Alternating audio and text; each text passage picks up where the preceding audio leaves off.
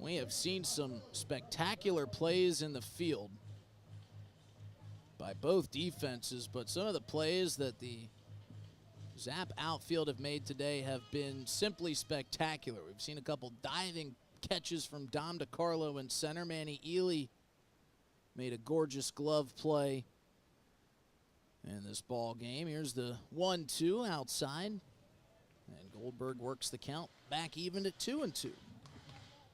So we got a lot of twos. 2 balls, 2 strikes, 2 outs, runner on second.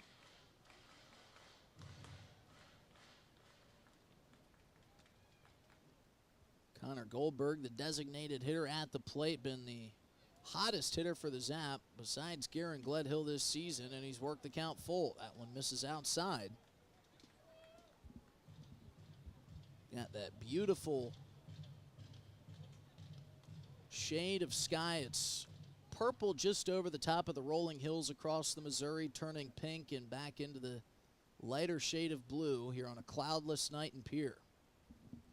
Wind blowing from left to right. Payoff pitch to Goldberg is chopped towards second. He'll backhand Will Lopez, fire to first, and that will retire the side. So the Zap are 3 outs away from picking up possibly their biggest win of the season. They task Cy Taylor with getting the final 3. We still see if they can do it. Zap leading 2-0 as we head to the top of the 9th here at Hyde Stadium on River 92.7 and drgnews.com. Ameriprise Advisors can work with you to provide personalized, goal-based advice based on your short and long-term goals. Plus, you can track your investments and financial solutions with our digital tools and regular meetings. Call Ameriprise Financial Advisor Angie Teason with Wealth Partners, the private wealth advisory practice of Ameriprise Financial Services, LLC, at 605-224-6777. That's 605-224-6777. Office is located at 740 East Sioux Avenue, Pierre, South Dakota. Ameriprise Financial Services, LLC, member FINRA and SIPC. At Darren Boyle Sales, I have the Bush Hog equipment on hand to help you with your spring projects. Right now, I have Bush Hog mowers on hand in sizes from 6 to 20 feet. Bush Hog rear-mounted blades, Bush Hog tillage equipment including 4 sizes of rear-mounted tillers, and Dixie Chopper zero-turn mowers on hand. 3 different models available with prices starting at $49.95. Check out my large selection of farm equipment at the lot on Sale Barn Road in Fort Pierre. Like the Darren Boyle Sales Facebook page or shop online anytime at darrenboylesales.com.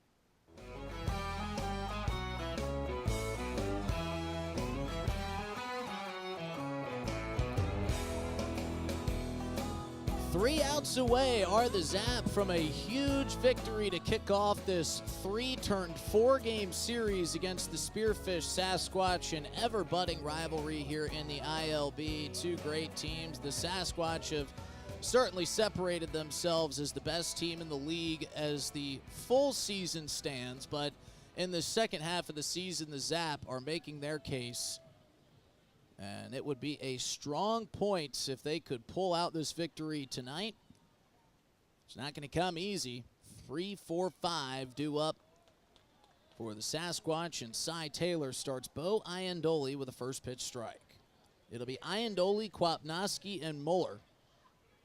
Iandoli hitting .402 on the season, Kwapnoski .360, and Muller .326. Cy Taylor bounces that one into the backhanded mitt of Ty Farwell for ball 1. But I've said it before tonight, I am imagining that teams around the league are probably checking in on this score.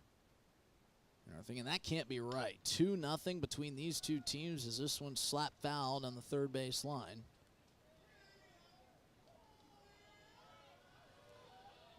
It would take me a calculator and some time to try to add up all the runs that these 2 teams have scored this season. They've put up 10, 11, 12, 13, 14, even gotten into the 20s in some occasions. Here's the 1-2 from Taylor. That one misses low. They're both kind of teams where when it rains, it really pours. Absolutely, Cortana. Great point. When they get the offense going, it really gets going. But then there's the other side of that coin. When the bats are cold, they've seemed to stay cold. As the 2-2 just barely misses on the inside corner and the counts run full. So if you're Cy Taylor, last thing you want to do is put the leadoff hitter on with a walk and bring the tying run to the plate. With a home run hitter and Sam Kwapnoski lurking in the on-deck circle. Here's the payoff pitch. Chopped to the third base side, played on a hop by Mason Melton. He'll fire to first, and that's a huge first out for Cy Taylor. So Cy gets the ground out to start the top of the 9th inning, and Kwapnoski will bat with the bases empty.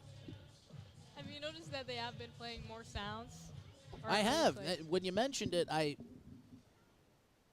started to kind of try to listen for it, and I have been noticing. Here's the first pitch to Kwapnoski. Big swing and a miss on the fastball. He was trying to cut this deficit in half. But I'm also wondering if it's like when you buy a new car and then you see that car everywhere you go on the road. You mentioned it, I've been listening to it. Here's the 0-1 pitch from Taylor to Kwapnoski. Make it 0-2. Fans on that one as well.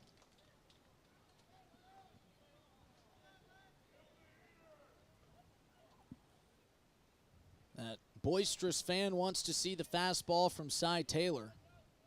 He's ahead 0-2. We'll see where he goes. The pitch. High and away, ball 1.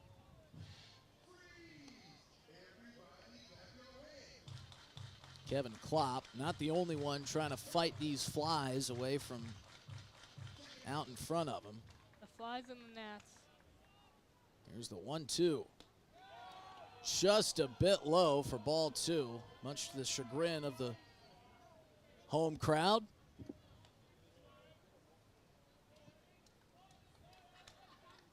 He hasn't caught a lot of high pitches. That low fastball has been rung up. Not this time. Kwapnoski off the end of the bat foul as it rolls into the Sasquatch bullpen. They've got an arm up and working, but we don't want to see him until tomorrow. Zap 2 outs away from beating the Sasquatch and handing them a rare loss. This one fouled into the fence back behind home plate that guards the concession stand and the fan mingling area back behind general admission. It's been a steady breeze, but it's picking up here as the ball game drags on.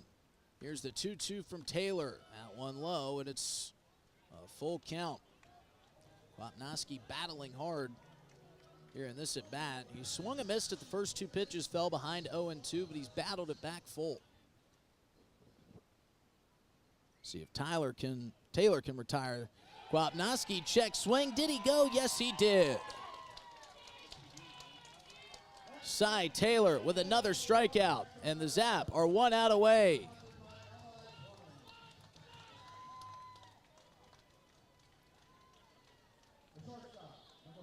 So the last hope here for the Spearfish Sasquatch will be shortstop Crew Muller. That's the second strikeout of the ball game for Cy Taylor, and it came at a huge time. Nobody on, 2 outs, Zap leading 2-0.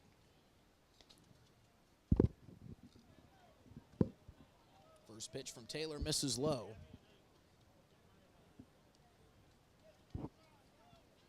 Swung on and missed from Muller, pulled the string to Taylor, evens up the count at 1 apiece.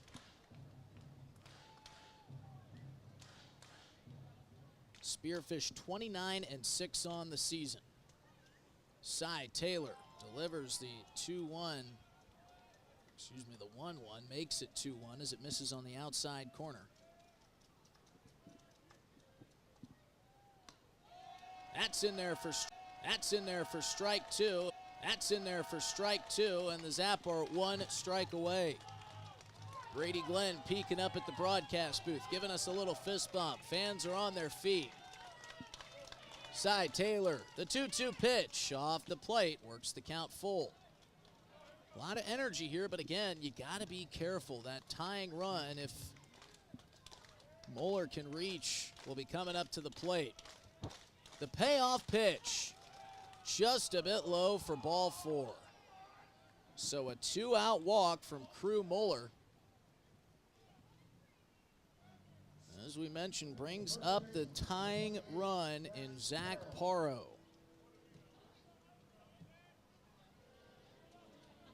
Sasquatch on the season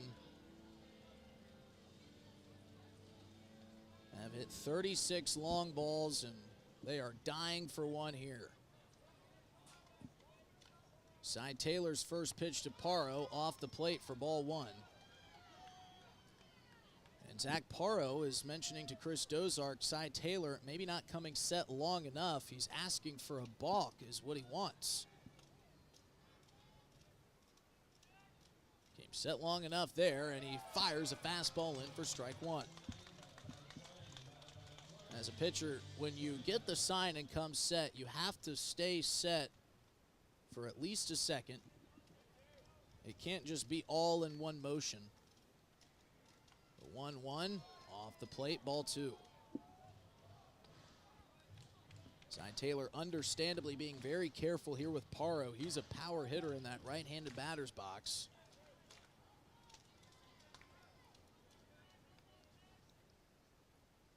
Taylor's pitch off the neck of the bat and popped foul, and the Sasquatch again are down to their last strike. So we'll see what Cy Taylor goes to try to cut down Zach Paro. 2 outs, 1 on. Zap leading 2-0 here in the top of the ninth. The two-strike pitch is popped up. Mason Melson backtracking. Gavin Frazier calls him off, fighting the wind, gets the out, and that's the ball game. Zap pick up the win. 2-0 your final score. And I don't think anybody had keeping the Sasquatch scoreless on their bingo card, but how about that win for the Oahe Zap? That's one.